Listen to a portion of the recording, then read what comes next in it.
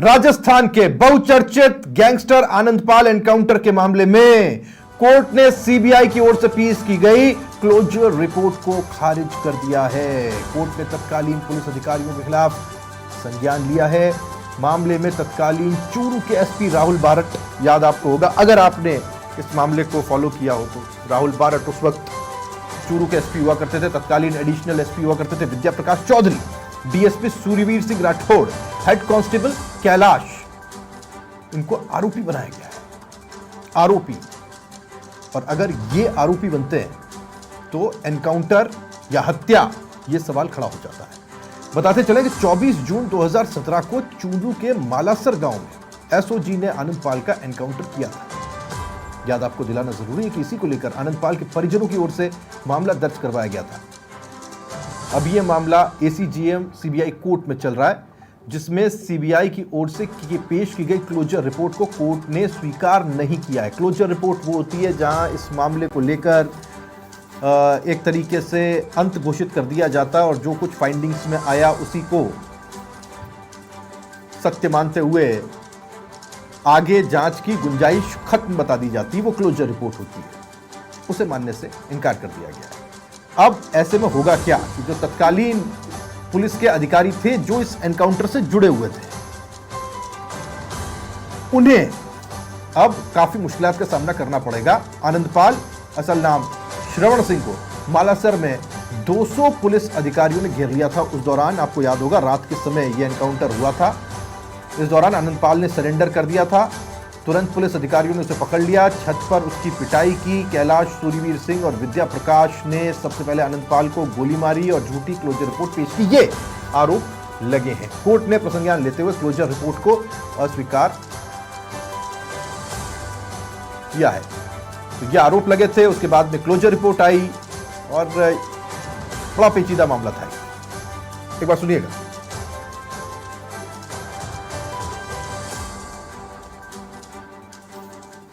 छत के ऊपर आनंदपाल छुपा हुआ था। पुलिस पार्टी ऊपर जाने में असफल हो रही थी। पुलिस अधिकारियों ने उसके भाई रूपेंद्र सिंह को रिक्वेस्ट की कि तुम आगे चलो क्योंकि हम ऊपर जा नहीं सकते और तुम्हारे भाई को सरेंडर करवा दोगे, हम मारेंगे नहीं। तो रूपेंद्र पाल सिंह आगे रवाना हो गया, सारे पुलिस अधिकारी पीछे रवाना हो गए। छत पर जाते ही आनंदपाल ने सरेंडर कर दिया। तुरंत पुलिस अधिकारियों ने उसको पटक करके पिटाई की और उसके बाद में कैलाश, सूर्यवीर सिंह और विद्या प्रकाश ने सबसे पहले गोली मारी और उसकी हत्या कर दी और झूठा क्लोजर रिपोर्ट पेश किया जो हमने चैलेंज किया है। उसके ऊपर बयानों के आधार पर प्रसंज्ञान लेके पुलिस को 302 की आरोपी बनाया।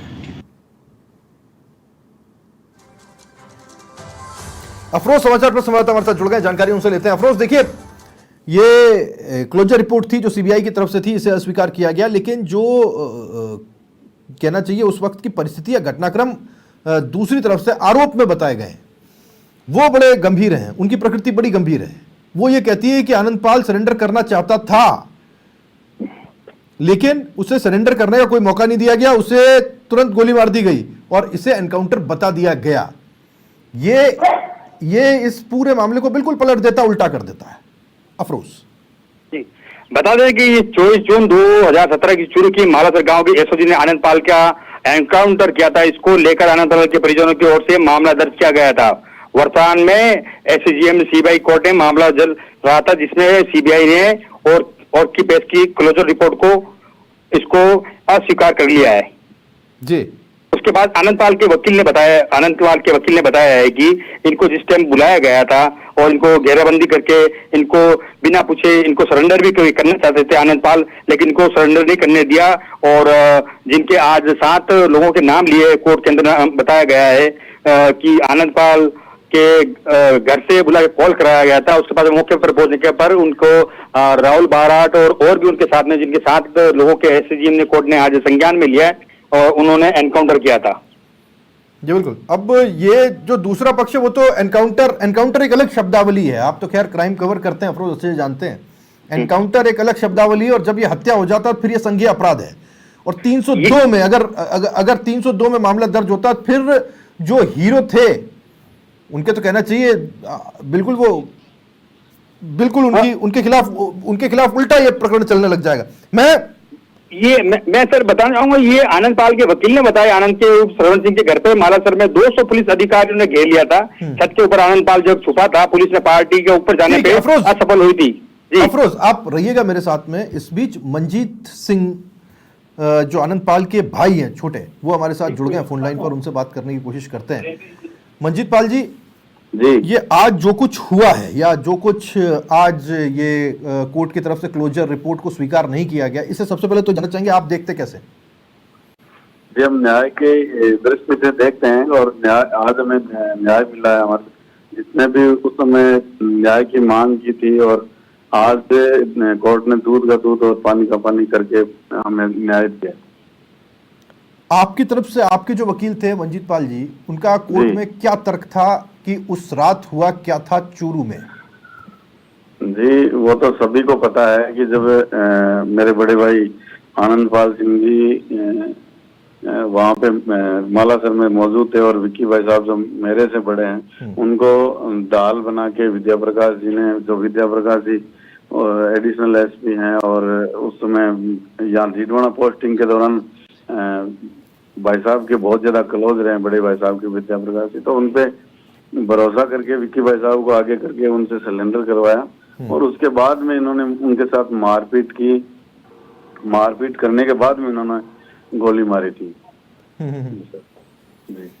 यानी आपका ये कहना है कि ये हत्या का मामला है पूरी तरह से, जिसे एनकाउंटर बताया गया, दिखाया गया? जी, हम पहले दिन से ही ये बोल रहे हैं कि इनकाउंटर नहीं है, ये हत्या है, और ये राजनीतिक हत्या है, सोची समझी हत्या है। और ये तो जो पुलिस अधिकारी है, ये तो मोहरा मात्र है। इनके पीछे जो कौन है उनका तो पता कोर्ट लगाई या जांच अधिकारी लगाए। आपका किसी पे शक है क्या मंजीत पाल जी, कौन हो सकता है इसके पीछे? तो भाई साहब ने खुद ने इंटरव्यू दिया था कि मेरे राजनीतिक लोग है जो मेरी हत्या करवाना चाह रहे हैं, जो उनका खुद का इंटरव्यू है, उनको खुद को सकता। चलिए, अभी तो ये एक चरण शुरू हुआ है मंजीत पाल जी, अभी ये कोई ऐसा नहीं है कि अब तो ये एक पड़ाव है आपकी जिंदगी का। अगर आप इस चीज को या इस केस को परस्यू कर रहे हैं और बहुत गंभीरता से लड़ने के लिए आप तैयार हैं, आपने कमर कस ली है, तो ये बस एक शुरुआत भर है, क्योंकि अभी क्लोजर रिपोर्ट खारिज हुई है, उसके बाद अभी कानूनी और जटिलता और लड़ाई बहुत ज्यादा बड़ी है, लंबी है। हाँ, बहुत लंबी लड़ाई है, ये हम मानते हैं, लेकिन हम अकेले नहीं है, पूरे 36 कौम के लोग हमारे साथ में है, उनकी दुआएं साथ में, उनका सहयोग और आशीर्वाद हमारे साथ में है, तो हम इस लड़ाई को निश्चित रूप से जीतेंगे, क्योंकि ये इनकाउंटर नहीं है, फर्जी इनकाउंटर है। जी बिल्कुल। अब पर इस चीज को साबित करने के लिए कोर्ट में काफी कुछ लगेगा मंजीत पाल जी, बहुत सारे एविडेंसेस लगेंगे, उन सारी चीजों के लिए तैयार हैं आप? हाँ बिल्कुल तैयार हैं, सब तैयार। बिल्कुल, ठीक है मंजीत पाल जी, बहुत शुक्रिया आपका हमसे बात करने के लिए। मंजीत पाल सिंह ये आनंद पाल के छोटे भाई हैं, उनका कहना ये है कि इनके बड़े भाई विकी को ढाल बना करके वहां ले जाया गया। वहां ले जाने के बाद में आनंद पाल सरेंडर करने के इच्छुक थे, क्योंकि विक्की से उनकी बात हुई, लेकिन पुलिस अधिकारियों ने जो वहां पर मौजूद थे, देखिए आरोप है ये जो इनकी तरफ से लगाया जा रहा है कि जो वहां पुलिस अधिकारी थे जिन्होंने ये कहा कि वो सरेंडर करेंगे, उन्होंने धोखा दिया और सरेंडर नहीं करके आनंद पाल का वहीं पर पहले पिटाई की और उसके बाद में एनकाउंटर कर दिया। ये दलील इनकी तरफ से है। कोर्ट में जो क्लोजर रिपोर्ट सीबीआई की तरफ से लगाई गई थी एनकाउंटर के मुतालिक, उसे कोर्ट ने मानने से इनकार कर दिया है। रवि बिश्नोई हमारे साथ जुड़ गए हैं, मेरे सहयोगी बीकानेर से। रवि, ये एक बहुत कहना चाहिए बड़ा टर्निंग पॉइंट है, मतलब हाथी निकल जाए और पूंछ फंस जाए जैसी स्थिति है कुछ लोगों के संदर्भ में अगर मैं कहूं तो।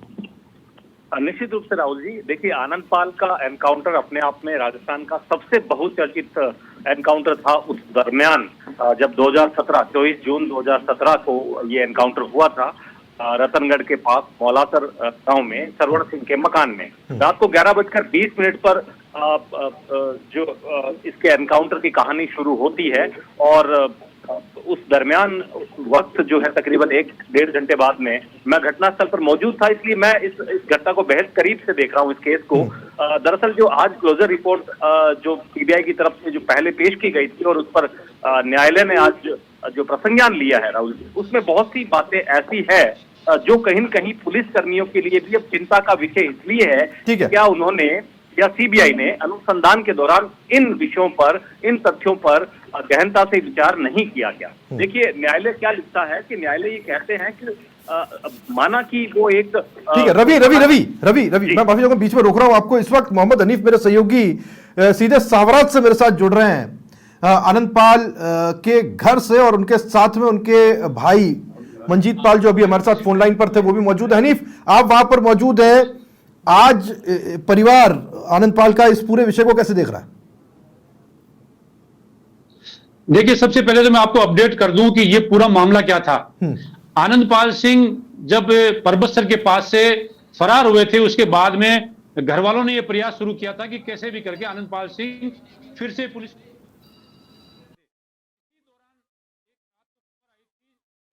24 जून को कि आनंदपाल सिंह का मालासर में रतनगढ़ के पास एनकाउंटर हो गया है और आनंदपाल सिंह को मार गिराया गया है, और पुलिस ने अपनी पीठ थपथपाई थी कि हमने आनंदपाल सिंह को मार गिराया है।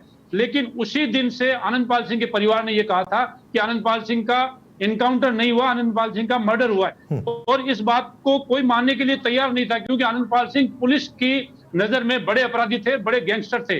लेकिन आनंदपाल सिंह का परिवार लगातार उस दिन से संघर्ष करता रहा। आनंदपाल सिंह का जो अंतिम संस्कार है वो 13 जुलाई को हुआ था। लगातार 17-18 दिन तक उनका शव है वो डीप फ्रीज में पड़ा रहा, सावरात गांव में पड़ा रहा। और उनका परिवार में 2 सदस्य थे, मंजीत पाल सिंह और रुपेंद्र पाल सिंह। वो उस समय जेल में थे, उनको पैरोल नहीं मिली, अंतिम संस्कार में वो नहीं आ पाए। लेकिन आनंदपाल सिंह की माँ जो बुजुर्ग महिला थी, उन्होंने वो लड़ाई लड़ी थी, और आनंदपाल सिंह की बच्ची जो योगिता सिंह है वो उस समय बच्ची थी, उसने संघर्ष किया था। और उस संघर्ष में उन्होंने बार बार ये कहा था कि आनंदपाल सिंह मेरे पापा का एनकाउंटर नहीं हुआ है, उनकी हत्या हुई है। लेकिन आज जिस तरीके से सीबीआई की एसीजेएम कोर्ट ने ये माना है कि उस समय जो 5 पुलिस के अधिकारी थे, जिसमें तत्कालीन एसपी राहुल बारट और उस समय के डीवाईएसपी विद्या प्रकाश जो आनंदपाल सिंह के बहुत करीब हुआ करते थे, जब डीडवाना में विद्या प्रकाश सीआई पद पर कार्यरत थे, उस समय आनंदपाल सिंह के वो बहुत करीब हुआ करते थे। और आनंदपाल सिंह का परिवार आज क्या सोचता है, इस बात को हमारे साथ में शेयर करने के लिए आनंदपाल सिंह के भाई है मंजीत पाल सिंह, जो इस समय उस समय तो जेल में थे लेकिन आज वो घर पे हैं, और वो हमसे खुद बात करने के लिए तैयार है। इन्होंने लंबी लड़ाई लड़ी है इस बात को लेकर, और सीबीआई ने जिस तरीके से पहले जो हंगामा हुआ था सावरात गांव में उस पर संज्ञान लिया था, और उसमें लगभग 30 जनों को आरोपी बनाया था, जिसमें से कुछ लोग इस दुनिया से चले गए, जिसमें स्वर्गीय लोकेंद्र सिंह कालवी है, सुखदेव सिंह गोगामेड़ी है, कई लोग ऐसे हैं जो चले गए हैं। और वो भी आनंदपाल सिंह को न्याय दिलाने के लिए सावरात पहुंचे थे। उस समय हजारों की संख्या में राजपूत समाज के लोग वहां पर आनंदपाल सिंह के समर्थन में आए थे। लेकिन जिस दिन आनंदपाल सिंह का अंतिम संस्कार किया जाना था, उस दिन हंगामा हो गया था और पुलिस ने गोलियां चलाई थी। सामने से भीड़ ने भी पुलिस पर हमला कर दिया था। उस समय की एसपी थी, उसको भी घेर लिया गया था और मरने और मारने की नौबत आ गई थी। रेलवे स्टेशन जला दिया गया था। इतना बड़ा हंगामा था कि पूरे राजस्थान की नजर उस सावरात गांव पर थी। लेकिन उस समय की जो वसुंधरा सरकार थी उस पर आरोप लगा था। उस समय के मंत्री थे राजेंद्र सिंह राठौर और यूनुस खान पर आरोप लगा था कि इन्होंने सब मिलकर जाल साजिश से आनंदपाल सिंह का एनकाउंटर करवाया है। लेकिन वो धीरे धीरे मामला सीबीआई के पास चला गया। सीबीआई ने जो जांच की है उसमें आज जो निर्णय आया है वो आनंदपाल सिंह के परिवार के लिए सुखद निर्णय है और ये कहते हैं कि इसमें आज हमारी जीत हुई है और ये हमारी पहली जीत है। अभी लड़ाई लंबी है। अभी जो आरोपी है 5 आरोपी वो अपर कोर्ट में जाएंगे, अपर कोर्ट के बाद में वो हाई कोर्ट जाएंगे, हाई कोर्ट के बाद में वो सुप्रीम कोर्ट भी जा सकते हैं और उनकी गिरफ्तारी होगी या नहीं होगी ये सबसे बड़ा सवाल है। क्योंकि पहले भी ऐसे एनकाउंटर हो चुके हैं। दारिया एनकाउंटर हुआ था, उसमें जो पूर्व मंत्री है राजेंद्र सिंह राठौड़, अरशद अली और इनके साथ में कई पुलिस के अधिकारी कर्मचारी जेल जा चुके हैं। वो हालांकि उस मामले में बरी हो गए, लेकिन हो सकता है कि ये पांचों के पांचों जेल जाए और देखते हैं कि सीबीआई इस पर क्या संज्ञान लेती है, कोर्ट क्या संज्ञान लेता है और पुलिस अपने ही विभाग के अधिकारियों के खिलाफ क्या कार्रवाई करता है। हमारे साथ बातचीत करने के लिए मंजीत पाल सिंह है। मंजीत पाल सिंह, आप बताइए कि आपने लंबी लड़ाई लड़ी है, अब आपने बहुत करीब से पूरे घटनाक्रम को देखा है और हमने उसको बहुत करीब से कवर किया है। मैंने देखा है कि कई जगह पर तो अत्याचार जैसी बातें देखने को मिली थी और आपका परिवार लगातार ये कह रहा था कि हमारे भाई का मर्डर हुआ है, ना कि इनकाउंटर। आज क्या कहेंगे आप? जी, ये आप अच्छी तरीके से जानते हैं अनीप जी, और आपने खुद ने भाई साहब के इंटरव्यू लिए थे और उन्होंने आपके इंटरव्यू में यह कहा है कि मुझे राजनीतिक जो आकाए हैं उनसे खतरा है और वो मुझे मार के अपने जो राजनीतिक जमीन है वो पक्का करना चाहते हैं। वो आपके साथ मतलब खुद का इंटरव्यू है, बिल्कुल मैंने उसमें लिया। उन्होंने खुद ने शंका जाहिर की थी कि मेरी हत्या ये करवाना चाह रहे हैं, और उसमें ये 100% कामयाब भी हुए हैं। और जो पुलिस अधिकारी है वो तो सिर्फ मोहरा है, बाकी इनके आका है, उन तक जो अब जांच होगी वो पहुंचे तब इसका दूध का दूध और पानी का पानी हो। नहीं, आज जो निर्णय है उससे आप संतुष्ट हैं, और आप क्या मानते हैं? लड़ाई लंबी है, आज से यूं मानिए कि आपकी लड़ाई में आपकी पहली जीत हुई है, आगे इस लड़ाई को लड़ाई लड़ना है, तो आप क्या मानते हैं कि इस पहली जीत पर आप क्या कहना चाहेंगे? देखिए, न्याय की इस लड़ाई में उस समय जो साम्राज्य आंदोलन हुआ था उसमें 2 भाई लोगों ने अपने प्राणों की आहुति थी, भवानी सिंह और अपने सुरेंद्र सिंह माला सर। उन्होंने अपने प्राणों की आहुति दी न्याय के लिए। और फिर इसमें जो हमारे समाज के जो गिरिराज सिंह जी लोटवाड़ा साहब है, कालवी साहब है, सुखदेव सिंह जी कोकामेडी है, ये आज दुनिया में नहीं है, लेकिन जहां कहीं भी है ये आज उनको भी खुशी मिलती होगी कि जो हमने सच्चाई की लड़ाई लड़ी और जहां लाखों भाई लोगों ने जान की परवाह न करते हुए इन्होंने वहां पे इकट्ठे और एक सभी समाज ने, सभी 36 कौमों ने मिलकर न्याय की मांग की थी। वो न्याय की मांग की ये जो पहली लड़ाई है वो हमने सीढ़ी पार की है। जबकि आपका ये कहना सही है कि अभी लड़ाई बहुत लंबी है, अभी तो सालों लगेंगे, लेकिन हमें पूर्ण विश्वास है न्यायपालिका पे कि इनको एक दिन जेल में जाना पड़ेगा और इन अधिकारियों को और इनके आकाओं को निश्चित रूप से सजा काटनी पड़ेगी। दूसरी बात, उस समय साम्राज्य आंदोलन के दौरान मतलब 24 जून से 13 जुलाई तक जो जितनी भी यातनाएं अंग्रेजों ने भी नहीं दी होगी शायद, ऐसे ऐसी यातनाएं उन लोगों को, हमारे लोगों को, जो भाई साहब के प्रशंसक थे उनको इतनी यातनाएं दी, वो आप लोगों ने देखी भी है और आप लोगों के सामने भी हुआ, लेकिन उन सबको दबा दिएगा। उनकी सबकी बद्दुआ से, उनकी सबसे आज ये मुलजिम बने। देखिए, हमने बहुत करीब से इस पूरे मामले को देखा है, चाहे आनंदपाल सिंह की पेशी हो, पहली गिरफ्तारी हो, चाहे आनंदपाल सिंह की फरारी हो या आनंदपाल सिंह का एनकाउंटर हो। 24 तारीख को रात को जब ये खबर आई थी कि आनंदपाल सिंह का एनकाउंटर हो गया, उसके बाद लगातार हम सांवरात गांव में बने हुए थे। आप दोनों भाई उस समय अजमेर की हाई सिक्योरिटी जेल में थे। उस समय एक चर्चा थी कि रुपेंद्र पाल सिंह की मौजूदगी में आनंदपाल सिंह का एनकाउंटर किया गया है, और रुपेंद्र सिंह पाल ने ही आनंदपाल सिंह को बुलाया था कि आप वहां आ जाइए। इसमें कितनी सच्चाई है? सबसे पहले तो मैं आपको बता दूं कि इन्होंने इनकाउंटर नहीं किया, इन्होंने हत्या की थी। और वो रुपेंद्र पाल सिंह जो मेरे बड़े भाई हैं, उन्होंने बड़े भाई साहब को आवाज लगाई कि विद्या प्रकाश जी मेरे साथ है, जो विद्या प्रकाश जी जो एडिशनल एसपी है, वो भाई साहब के बहुत ज्यादा क्लोज रहे हैं। और आप सभी यहाँ के लोकल लोगों को सबको पता है कि वो जब भीटवाड़ा उनकी यहाँ पे लोकल में टूटी थी, उस दौरान उनके व्यापार। इसके अलावा फागी में एक बार जब आनंदपाल सिंह की गिरफ्तारी हुई थी, तब भी विद्या प्रकाश जी ने ही सरेंडर करवा कर गिरफ्तारी वो दिखाई थी, मुझे वो सब याद है। फागी में भी सरेंडर कर विद्या प्रकाश जी के सामने हुए थे, और उससे पहले जो मुकदमा हुआ था उसमें भी भागीरथी यादव जी और ये विद्या प्रकाश जी, ये सब इनके सामने ही सरेंडर किया था। तो विद्या प्रकाश जी पे से हमेशा ट्रस्ट रहा है, और विद्या प्रकाश जी भाई साहब के अच्छे मित्र रहे हैं। और उस समय उन विद्या प्रकाश जी की नाकाओं के चक्कर में आके इतना बड़ा कदम उठाया और भाई साहब की हत्या करी, जो आज वो मुलजिम बने हैं। तो वो तो वही बता सकते हैं कि उनके आका कौन है। मैं तो यही चाहता हूं कि भी इसमें आगे भी जो भी प्रशासन है, वो जो ये हत्यारे हैं अधिकारी, इनके खिलाफ कार्रवाई हो और इनको जेल हो। देखिए, इसमें बड़े नाम है तत्कालीन एसपी राहुल बारठ, जो उस समय चूरू के एसपी थे। डीवाईएसपी जो विद्या प्रकाश जी का नाम आ रहा है, वो उनकी चूरू में कहीं आसपास ड्यूटी नहीं थी। उनको केवल स्पेशल इस टास्क में लगाया गया था कि आनंदपाल सिंह को गिरफ्तार करना या एनकाउंटर का उनका प्लान था, तो वो जाने। लेकिन उनके साथ में जो बजरंग सिंह है, उनका नाम आ रहा है, एक सोन सिंह का नाम आ रहा है। कुल मिलाकर ये 5 है, जिसमें से आरएसी का जवान भी है, पुलिस का जवान भी है, पुलिस के अधिकारी भी हैं। तो इन 5 लोगों को पुलिस गिरफ्तार करेगी कि नहीं करेगी, आपकी संतुष्टि के लिए आप क्या कहना चाहेंगे कि इनके साथ क्या होना चाहिए?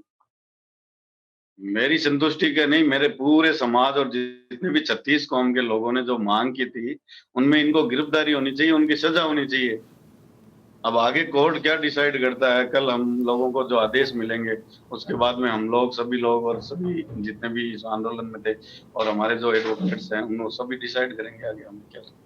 देखिए, ऐसा एक कांड हुआ था, दारिया एनकाउंटर कांड, जिसमें बहुत बड़े नाम थे, उसमें भी सारे के सारे लोग बरी हो गए थे।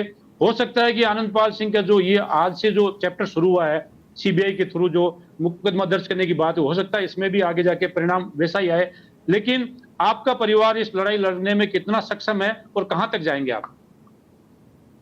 जी, आप देख ही रहे हैं कि दारिया इनकाउंटर का मामला अलग था, उसमें क्या था क्या नहीं था ये मुझे पूर्ण रूप से जानकारी नहीं है, लेकिन मुझे इस मामले में इतना जरूर जानकारी है कि जो भाई साहब का इनकाउंटर का नाम दिया है वो संपूर्ण रूप से सच्चाई ये है कि उनकी हत्या की गई थी और हत्या से पहले उनके साथ में मारपीट की गई थी।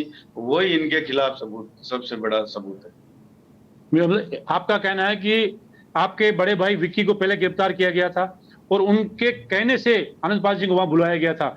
देखिए, मैं हमारे दर्शकों को बताना चाहूंगा कि जब आनंदपाल सिंह का इनकाउंटर हुआ था, उससे ठीक पहले 2 महीने पहले मैं इसी घर में आया था, इसी कमरे में आनंदपाल सिंह की मां का मैंने इंटरव्यू किया था। तो आनंदपाल सिंह की मां ने यह कहा था कि मैं ये चाहती हूं कि मेरा बेटा आनंदपाल सिंह सरेंडर कर दे, चाहे परिणाम कुछ भी हो, पुलिस कोई भी सजा दे, न्याय पर उनको भरोसा था।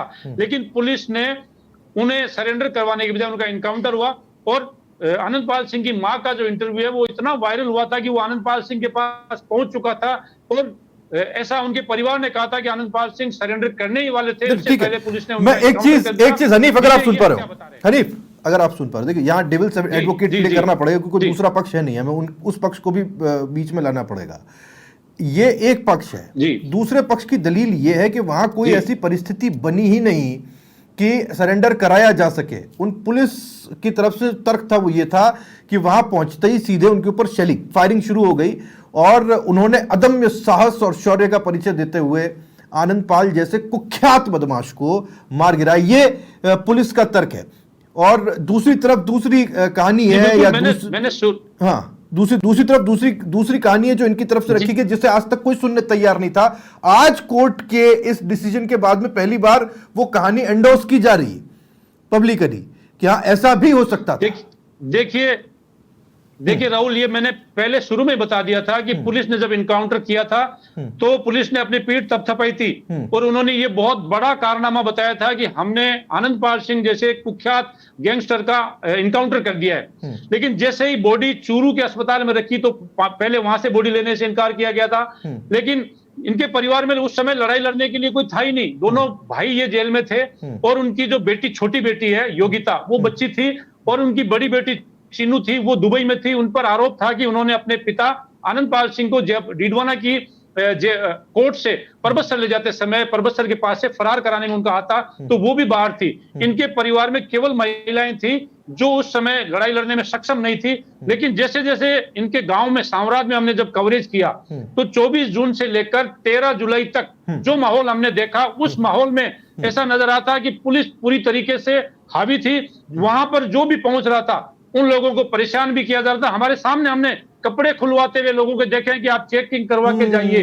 और उस समय लोगों में एक आक्रोश था, सरकार के खिलाफ भी था।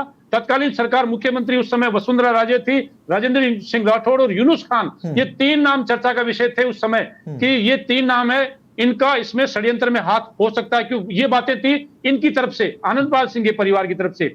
दूसरी ओर आनंदपाल सिंह को इतना बड़ा दोषी और इतना बड़ा अपराधी बना दिया गया था पुलिस द्वारा कि आनंदपाल सिंह का एनकाउंटर होने के बाद में पुलिस पूरी तरीके से जबरन उनका जब वो अंतिम संस्कार करवाया था उसमें मीडिया को दूर रखा था, किसी भी परिवार के व्यक्ति को वहां जाने नहीं दिया गया था, केवल पुलिस की मौजूदगी में अंतिम संस्कार हुआ था।